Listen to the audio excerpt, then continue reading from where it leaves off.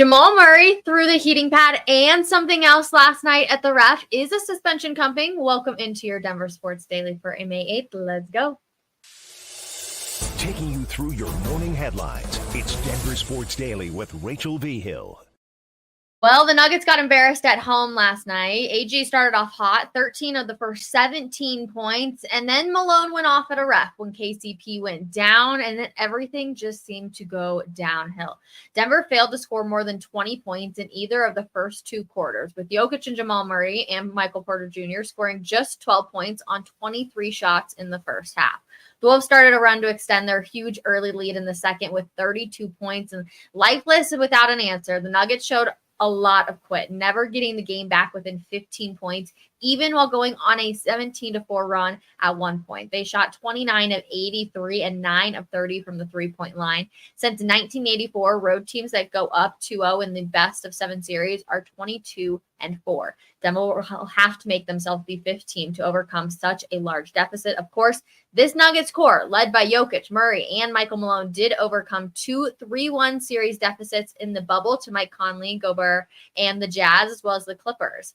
Nuggets guard Jamal Murray should have been called for a technical foul, but not ejected, let's say, for throwing a heating pad on the floor during Denver's 106-80 Game 2 loss to the Timberwolves. Now, crew chief Mark Davis made the remark after last night's game, and Nuggets guard Kentavious Caldwell-Pope, KCP, picked up the pad, tossed it back to the sidelines, and played continue without any whistle from the referees, who apparently did not see the incident. However, further discipline may come from the league, especially because not only did he throw a heating pad, he also threw a towel right at the ref's feet. We have the video for you. You can see the towel. Literally, if the ref would have stepped back anymore, he probably would have landed on the towel. And then here comes the heating pad. Just not a good look overall for Jamal Murray, if we're going to be completely honest for you. Minnesota's coach Chris Finch called Murray's act dangerous and inexcusable. Yes, I 100% agree with that. And I think because there are 2 incidents, we may actually see a suspension or a pretty large fine for Jamal Murray. It's going to sound ridiculous, but one of the reasons I can see them not suspending them is because I'm sure the NBA really does want to see this series go 7 games possibly. I mean, it was supposed to be a really great series, and here we are down 2-0 now, and last night's game was ugly. I was pretty shocked, if I'm not going to, ignore the fact that this was inexcusable just for the Denver Nuggets, the defending champions. I know a lot of Nuggets Nation was super frustrated too. And to have your leader in Jamal Murray be throwing towels and heat pads onto the court, ridiculous, first of all. I thought it was ridiculous that Jokic was sitting down in the 4th. Even for the point of just saying my best player is going to go out there, it wouldn't matter. They were going to lose. They were down by far too much. But the fact that Jokic sat, I'm like, this is ridiculous. And everyone's like, well, he needs the rest. They don't play till Friday. He's going to get plenty of rest. So frustrating beyond belief. And what's even worse, you guys, is Rudy Gobert didn't even play in Game 2 because of the birth of his first child, who was delivered on the morning of May 6th. So head coach Chris Finch said Gobert wasn't able to fly back to Denver in time for the game. There was, quote unquote, definitely consideration. And we looked at timing of it all. And I just think the timing of his circumstances plus some weather made it really tough.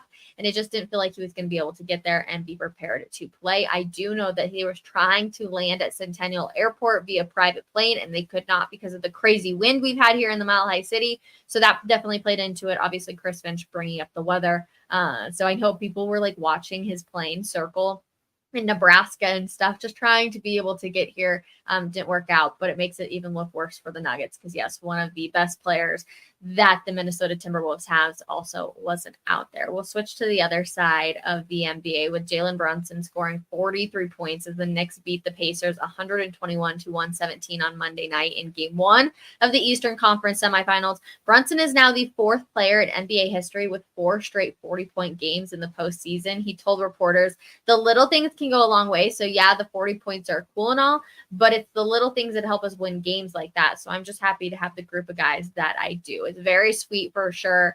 4 40-point games is just kind of crazy. And to be, I don't know, I'm like, props to you. We got to give you your roses. It is what it is. Now we'll switch over to hockey because thank goodness the Colorado Avalanche play tonight. However, they have been resting since last Tuesday after scoring 28 goals in 5 games and taking down the Winnipeg Jets.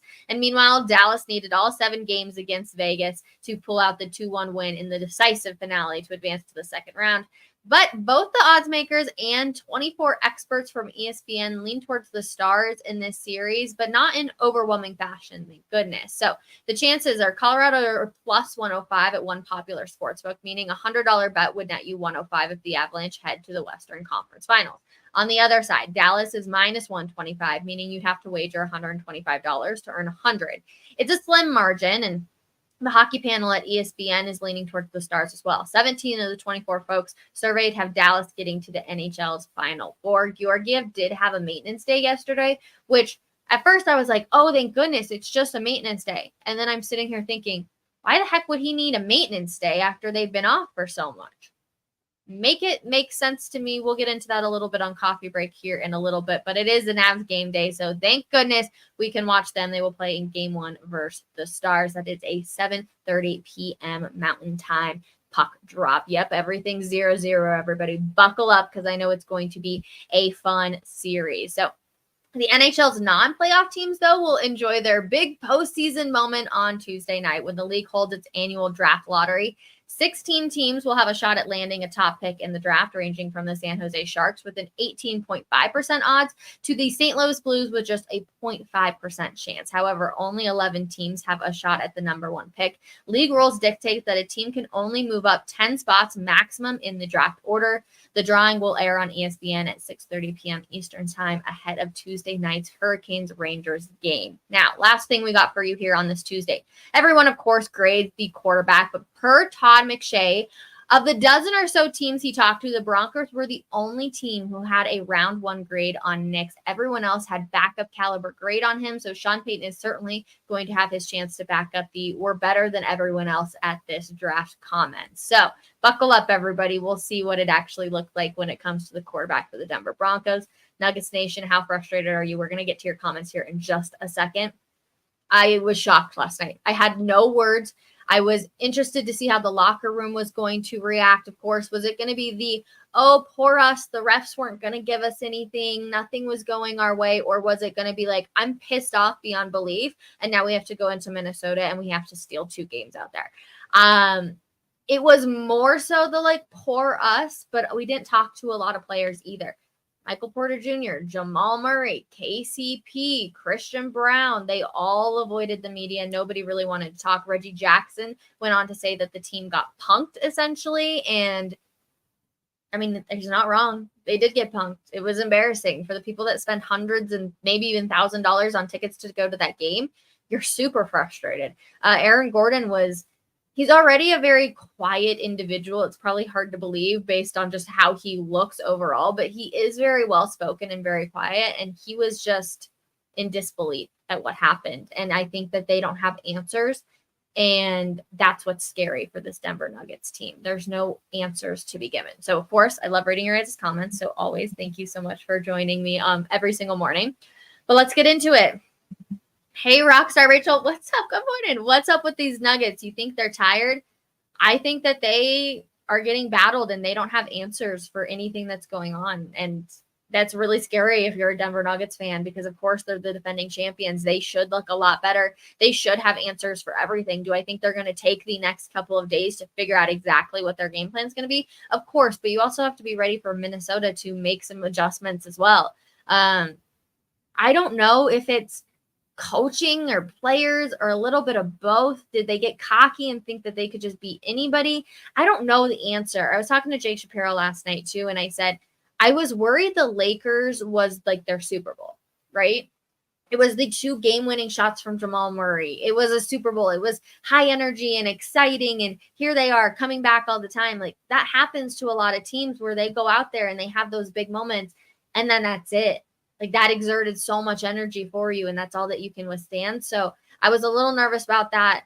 I think they'll probably steal 1 game, but a gentleman sweep on the defending NBA champions, that still sucks. Okay, let's see. Going down.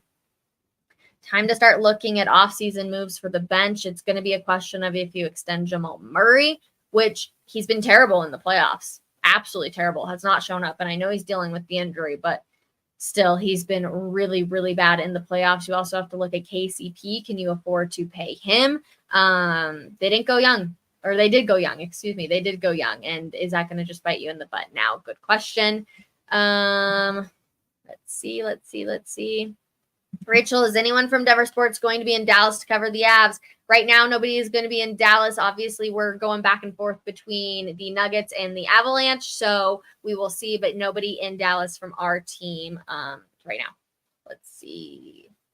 They look like they just gave up. Yeah, they really did last night, and I think they did a little bit. That's why I was so frustrated with Jokic, and I know that's a Malone decision about why he was sitting in the fourth quarter like he typically does to start, and I'm like, no. Yeah, MVP should be out on the court. I don't care. Make a statement that the MVP should be out there. Even when they were going on slight runs, it was like your best player has to be out there. And I get the whole it didn't matter. It didn't, but there is a mindset to it. There is a mindset that you have the best player in the NBA, possibly in the world, and he's sitting on the bench as you're getting your ass handed to you. It was really frustrating to me. I don't know.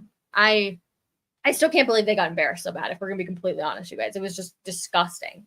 This came out right before the show started. Yes, Nathan MacKinnon is a Hart finalist, which of course we all kind of already knew. I do think he's going to win the Hart this year, but yes, Nathan MacKinnon being a Hart finalist, congratulations to him. As always, let's hopefully see him bring home that trophy back to the Mile High City. I was worried we were going to start to see some comments like this. Jamal Murray has to be traded. I know there's a lot of people that are really frustrated with Jamal Murray. Don't get me wrong. I think that he's played terrible. This is the reason, though, that it comes back to everyone's like, well, he's not an all-star. You're right. Last year in the playoffs, Jamal Murray was good. He had the 2-game winners. That's great. But otherwise, he hasn't been good. Last night, he was terrible. I mean, they were all terrible. But it's like, okay, you want to be the number 2 guy next to the best guy in the world? Well, then you have to show up in moments, even if you are dealing with injuries. I can't imagine their Twitter mentions today, if we're going to be completely honest with you. Let's focus on the Broncos. Listen, we still have 2 teams in the playoffs here, and I get it. It is frustrating. The Avs, they should hopefully win tonight. I hope they can clear the minds of everyone in the Mile High City, give us all something to be excited about. The Nuggets, Friday's going to be here before you know it, and we were all looking at this large gap between Monday and Friday and saying, oh my gosh, that's so much time. That's going to be terrible. Maybe they needed this extra time. Maybe it is a good thing in the long run, where we were all saying it was going to be a bad thing, and now it's actually going to be a good thing. That's a good question. But yeah, straight up embarrassing, 0 pride last night. Trust me, I understand that. Being there really sucked. Hearing the MVP chants at Ant instead of Nikola Jokic really stung. But Broncos season will also be here before we know it. I know rookies are going to report very soon. Mini camps are going to start. Everything's about to go Broncos as well. But let's enjoy the time we have while the 2 teams are still in the playoffs. And hopefully we can be talking about them both still in June. But that is going to do it for your Denver Sports Daily. 3 days. You have 3 days left to come hang out with myself, James Marilat, Jake Shapiro, Will Peterson, Andrew Mason, Cecil Lammy, and then also go watch a little bit of The Drive over there on that side of the building with Zach Bai and Philip Lindsay. So make sure you subscribe to us on YouTube. You guys, it is so easy to do. Literally, all you have to do is hit the subscribe button, and you can be entered in to come take a studio tour, essentially. Obviously not here. I'm at home today. But a studio tour plus get lunch from Brothers Barbecue. So really good stuff. Make sure you do it. It is super easy, but you got 3 more days, and then it's going to be over. So make sure you do that. And then I will see you guys at 12 p.m. for coffee break. It's going to be a tough one. Buckle up, everybody. If you're looking to complain about the Denver Nuggets, then I have the place for you. But if you're also looking to maybe get a little bit of motivation about what they can do better, then that might also be the conversation for you. I'll see you guys there, 12 p.m. Bye, everybody.